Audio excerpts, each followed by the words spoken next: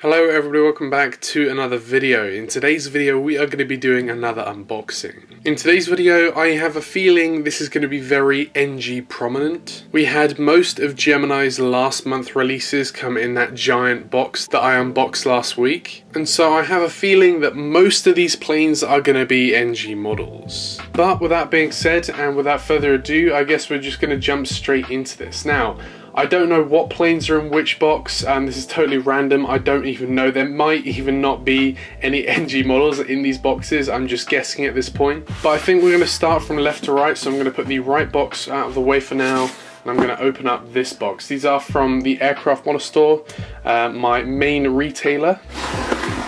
Okay, so we have the box open, and inside this box we have a bunch of wrapping paper. But we have the brand new NG Models Delta A321. I only got one of them. They did also release the thank you livery. Again, Delta isn't as prominent in the DC area as American or even Southwest, so I don't need a ton of these. I only decided to get one. If they release a 737-800, I'd probably go for two of them. But when it comes down to the A321, this does come to all of the three airports I do, Dulles, Reagan and Baltimore, except it doesn't come in brute force. You rarely see more than one of these. Next up, okay, this one I'm very excited about. We have the NG Models National Geographic 757-200. This is an Icelandair aircraft. You can tell by the registration, Tango Foxtrot, that's painted in this kind of National Geographic livery. Now I know they do have tours that go around the world on this aircraft, and actually one thing I did find out after I ordered this is this does come to Dulles. I've never seen it at Dulles, but they do a scheduled world tour, and it actually does stop at Washington Dulles. It's the only US destination I believe they do stop at on a regular basis, so that's actually a pretty nice coincidence. And then we can move on to our second box. So opening this box, we have the, and this is something you would have seen before, but we have the Herpa 1:200 scale Royal Australian Air Force F-35. This is actually going to go with my RAF Voyager. The reason why I got the Royal Australian Air Force is because they didn't have any Royal Air Force, and Royal Australian Air Force, that's close enough. But I probably won't be unboxing this aircraft in this video just because you would have already seen this. But these last two aircraft, these are going to be very, very interesting. Now these are from a company that I haven't actually bought from yet, but we have two of the, and you probably can't tell from the box here, but we have two of the United Airlines A319s from Panda models. I've been getting DMs after DMs and comments after comments about me potentially getting some of these because, of course, the more United aircraft the merrier, and of course these are, as you can tell by this thing on the side, this is a United A319. I do currently have 4 of the Gemini versions, so I'm glad to kind of include some diversity in my fleet. Hopefully these are good. I know Panda Models has had a very good reputation in the past, so I'm hoping they stick to that with these two models. But without further ado, I guess we're gonna unbox all of these aircraft in kind of the order we got them in. So I think I'm going to start with the Delta A321. So just taking a look at the box now, you can see we've got this artwork in the back, which is basically an enlarged Delta logo image. Then we've got the clip art of the aircraft on here, the Delta A321, the Airbus A321-200 at the top there, Delta, NG, all of that lovely information. We've got all the legal stuff, and then on the sides it's pretty much the same as any NG box. So without further ado, let's go ahead and unbox this. I'm very excited about this. Delta is one of the airlines I do need to improve upon a lot, and so we can improve upon it with this model. We have a polystyrene sheet on the top, and that's a big improvement from that cardboard thing they had stuck under here. I think the reason why they have to add this and also the cardboard piece is because this isn't actually big enough for the box, so it kind of like jiggles around. So by putting this on the top of the cardboard bit, it adds a little bit extra thickness to the packaging, so it's kind of securely in the box. But here we have the model. It looks good so far.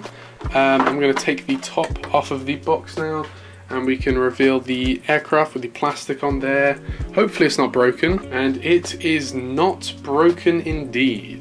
I won't spend a huge amount of time going through detail on these aircraft. I know that is one thing that I do need to kind of speed up, because I generally go on rambles when I get to this point. But starting off here, we've got the cockpit windows here with the A321 nose piece here. The landing gear, I don't know if anybody else sees this, but it's a tiny bit too short.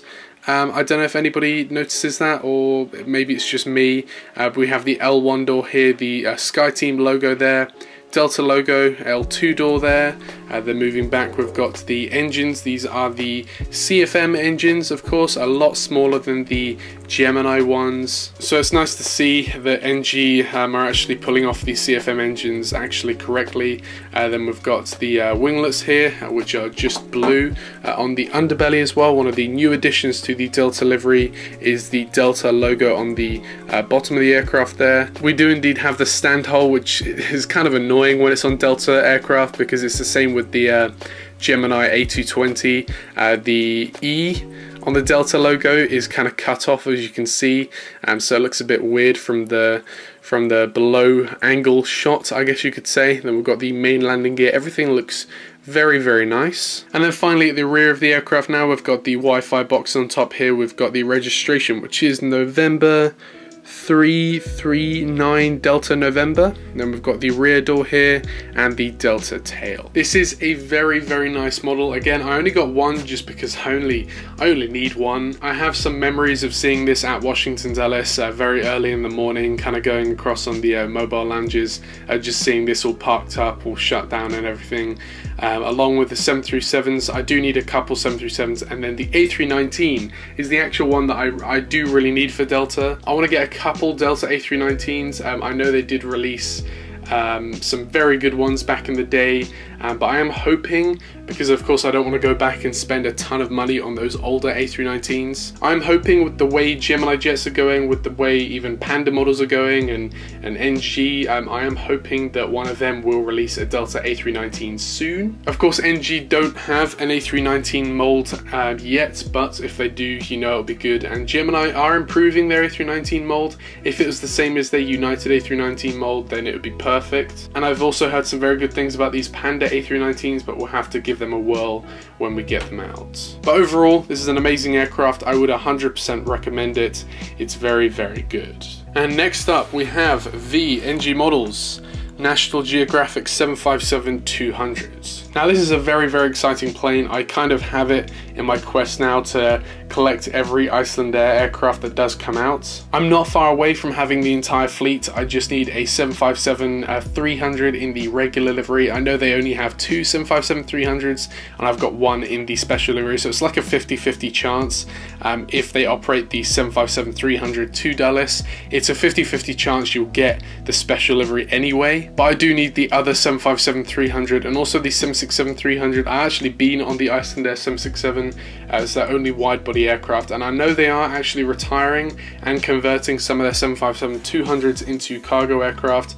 I think, you know, Icelandair, we are looking at kind of them evolving into a more modern fleet with the 737 MAX, of course, them coming into recertification. I know they are in talks about getting a 787, but I guess we'll have to see. Starting off with the box here, you can see we've got the white background, we've got the aircraft here with the Iceland kind of topography map in the back there, and then we've got the yellow rectangle as well, which is the logo of National Geographic. Got the National Geographic logo down there. It'd be interesting to see if NG are actually licensed with National Geographic or not. Would be very interesting. And then down here we've got NG models, 1:400 scale die cast, Boeing 757-200. Then on the sides we've just got more of the aircraft, National Geographic, National Geographic, National Geographic, National Geographic. Then on the back, it's the same as the front, just all of the legal information down the bottom. But with that being said, I'm going to go ahead and open this box. Of course, the 757-200 boxes are extremely well packed. We've got of course the plastic, the polystyrene, and then more plastic. And so here we have the model. Everything looks fine. Of course, I'm not expecting this to be in any way damaged. This is a 757, of course, and NG honestly kill the 757. It's absolutely amazing, this mold. We've got the plastic on the top there, and then the model in the polystyrene. Just wiggling that out now. There we go, and everything seems perfect as usual. But yeah, starting off at the front of the aircraft here, we've got the cockpit windows here with the L1 door, the National Geographic logo there. It's a pretty Euro white livery if you take away the black and all the logos and stuff, but oh well. We've got the black underbelly there with the forward landing gear. Moving to the rear of the aircraft, actually I don't know if you can hear that, but that is a Chinook.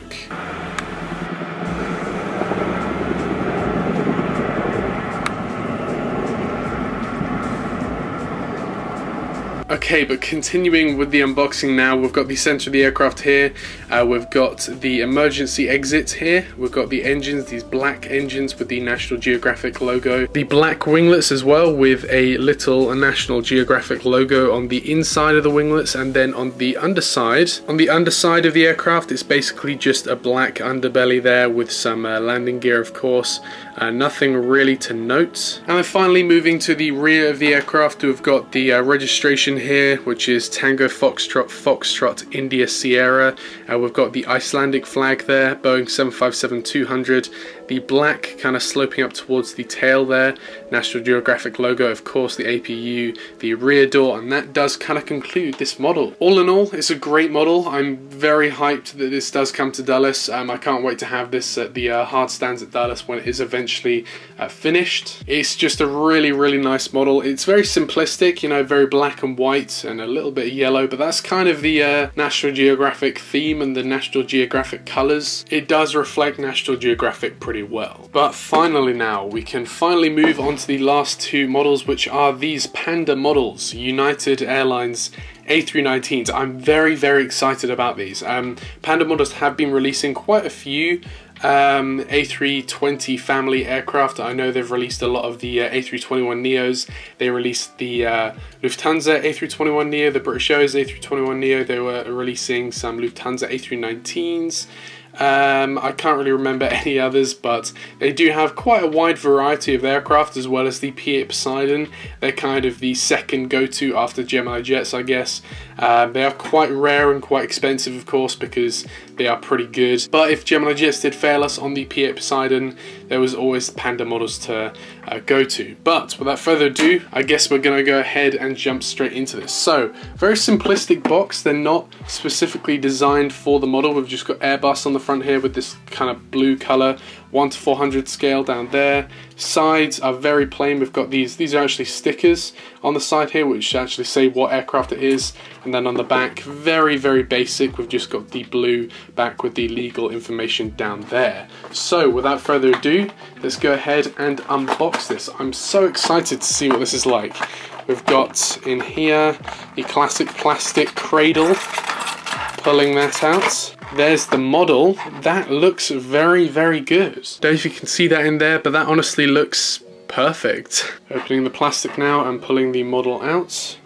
It looks great. Okay, so there's the model. I'm just going to unbox the second United A319, then we will go into an in-depth review. And there is the second model. And here they are. They are very nice. They're honestly very similar to the Gemini Jets ones, which is probably a testament to how well Gemini Jets did on the A319 mold. But yeah, this does put my United A319 fleet up to 6 now. I'm still going to continue to grow that fleet if any other opportunities do come up. Maybe I shouldn't go as heavy on the A319s now, wait until the A320s, get a few of them, probably some more 737s.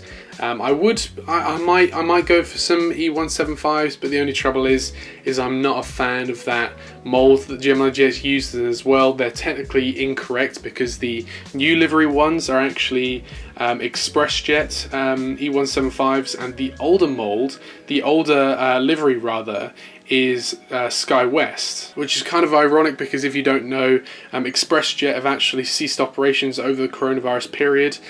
So ironically, the new livery E175s from Gemini Jets are actually more out of date than the old livery ones, which is quite funny. But I'll just stick to the main lines for now until anybody does release a good aircraft. Of course, these CJ 550s were flawless. I got 3 of them. I would get more, but the trouble is they're super expensive already. Starting off at the front here, we've got the cockpit windows here. We've got the A319 nose, the L1 door, the Star Alliance logo there with the United titles here, the emergency exits, the grey underbelly, the landing gear here, the blue line stretching across there. We've got the engines, of course, the huge A319 engines, well, at least they look huge on the A319. We've got the wings, the main landing gear. Let's have a look at the underbelly real quick. Just taking a look under here. We do have a stand hole, of course, no Panda Models logo under there, which is quite good. And then at the rear of the aircraft here, we've got the Wi-Fi box here, the rear door, the registration, which is November 876 Uniform Alpha. I think that's what it says. I can't really see it, to be fair. Then we've got the American flag there and the United tail. But that does not conclude the review on this model. I'm actually going to get out the competition. Okay, so on the right now, this is the Gemini Jets version of the A319. Honestly, not a huge amount of difference in these molds. They are very, very, very similar. The only small things I have picked up on is the Gemini Jets, and this is an issue they've had with when comparing the Spirit A321 to the NG A321, but the Gemini Jets molds just feel a bit chunkier. The actual fuselage of the aircraft is a little bit thicker, a little bit taller, but a little bit wider, and the same with these IAE engines. Even though the IAE they don't have as much of a problem with as the CFM, they are still a tad bit oversized. I don't know how well this is coming across on camera, but I don't know if you can see, but the IAE engines on the Gemini Jets version are a little bit bigger than the IAE versions on the Panda Models version. But apart from that, honestly, it's pretty much the same. The Panda Models has the United titles slightly higher up than the Gemini Jets versions. I can't really note any other differences. The Panda Models wings are probably a little bit skinnier. I'm probably in favour for Gemini Jets on that ones. The skinny wings don't look as good, but that kind of balances out when looking at the engines and the fuselage. So honestly, this is a really, really close call. I would honestly recommend either of them. I know that both of these are still in stock at the Aircraft Model Store, so if you are still interested in any United A319s, you can head over there. They've got, of course, the Panda Models version and the Gemini version. Buy both of them to see what you think. But no United A319 review would be complete without a full view of my A319 fleet. And just bring in my other A319s now. We've got, that's 4, that's 5, and that's 6. If that's not a United A319 fleet, I don't know what is. Honestly, I would be willing to get more. This basically started when I got 2 of them from the initial release. Then I bought another 2 kind of separately on and off when I had a little bit extra money. I was like, you know what, give me an A319. So I built that up to 4, and then of course I just got the 2 Panda Models ones, and so now my total collection comes to 6. It's hard to say whether this fleet is justified in the Dulles kind of scene. When it comes to Dulles updates, I'll probably at least have one update where I have all of these in one update, but I probably won't have all of them in all of the updates, just because United seem to be changing their routes around all the time. During the coronavirus period, United A319s were literally flying everywhere. And on top of that, United do have more orders for more A319s, so of course we will see their fleet in real life rise. But at the end of the day, I'm so glad I have all of these A319s, so at least now I have the option to add this many to Washington Dulles. But with that being said, I can now bring in the other 2 aircraft from this unboxing here, the National Geographic 757-200 and the Delta A321, and I can conclude this unboxing with this shot. I hope you did enjoy this video. I'm super happy with all of these. An absolutely amazing job from NG Models on these 2 aircraft. Very nice. Again, Panda Models, very nice job, and of course Gemini Jets, very nice job on these aircraft. All of these companies have done amazing jobs on all of these aircraft, so I want to thank you very much for watching this video, and I will see you in the next one. Bye.